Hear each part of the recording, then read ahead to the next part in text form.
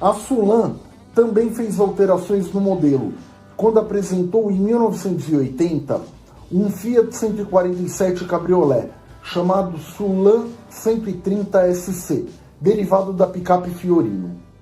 Algumas versões de corrida participaram de vários campeonatos em pistas de terra e asfalto, e alguns fora de série usaram como base mecânica Fiat, como os carros Dardo e Faros. O carro também foi transformado em brinquedos, como modelo de carro de bombeiro, ambulância, carro de camping, autorama e miniaturas.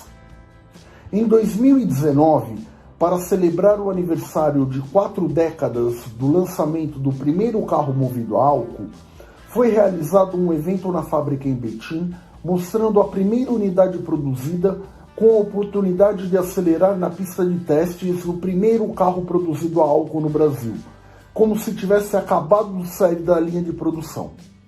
O exemplar raro, que na época foi vendido para o Ministério da Fazenda de Brasília, faz parte do acervo da Fiat e está praticamente original, sem restauração.